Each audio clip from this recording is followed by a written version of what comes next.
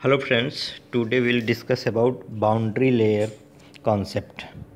So boundary layer क्या होता है आइए हम समझेंगे। आप जैसा कि स्क्रीन पे देख सकते हैं, यहाँ पे एक बाउंड्री दिखाया गया है जिस पे एक फ्लूइड फ्लो हो रहा है। मान लीजिए कि फ्लूइड वाटर है एंड जो बाउंड्री है वो एक प्लेट है, कोई भी प्लेट आप मान लीजिए सिंपल, और उस पर वाटर फ्लो कर रहा है।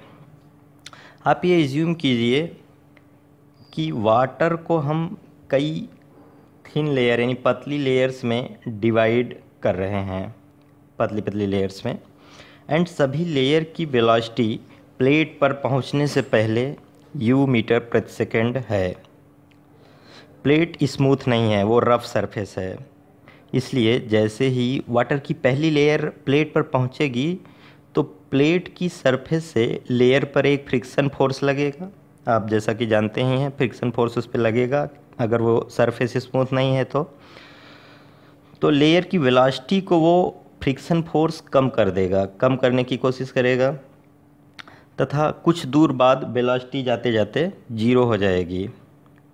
इसी प्रकार जो दूसरी लेयर आएगी उस पर भी फ्रिक्शन फोर्स लगेगा और उसकी भी वेलोसिटी कम होते होते कुछ दूर पर जीरो हो जाएगी।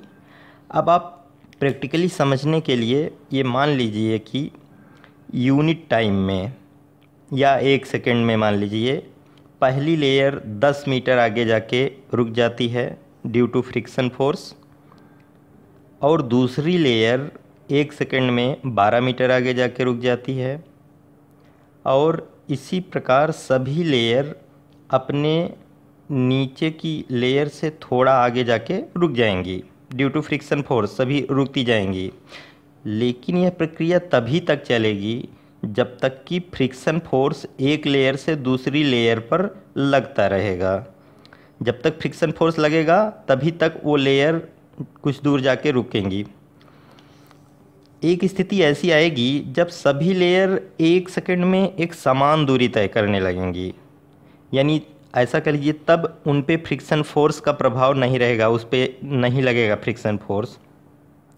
उस स्थिति में लेयर की वेलोसिटी फ्री स्ट्रीम वेलोसिटी के लगभग बराबर हो जाएगी। आप जैसा कि यहाँ दे सकते हैं v = 0.99 u लिखा गया है। इसका यही मतलब है कि जो लेयर की वेलोसिटी विदिन बाउंड्री लेयर थी वो फ्री स्ट्रीम वेलोसिटी के लगभग बराबर हो जाती है, यानी 0.99 u के बराबर हो जाएगी।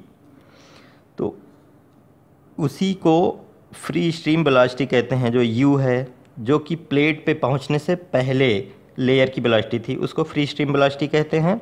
और velocity within boundary layer v है, यहाँ v से इंडिकेट किया गया है।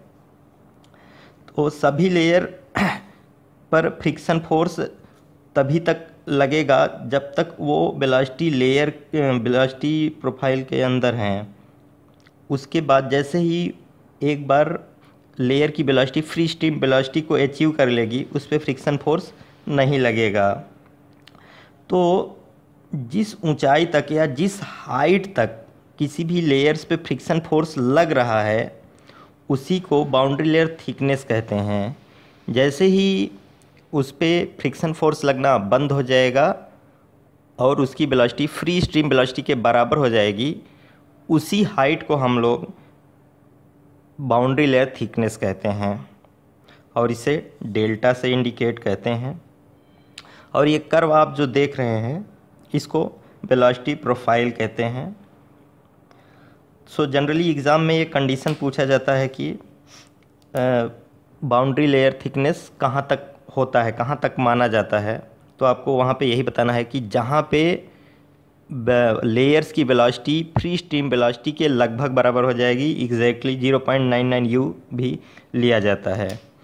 तो उम्मीद करते हैं कि आपको वेलोसिटी कॉन्सेप्ट और बाउंड्री लेयर कॉन्सेप्ट दोनों का मतलब समझ में आया होगा। Thank you very much.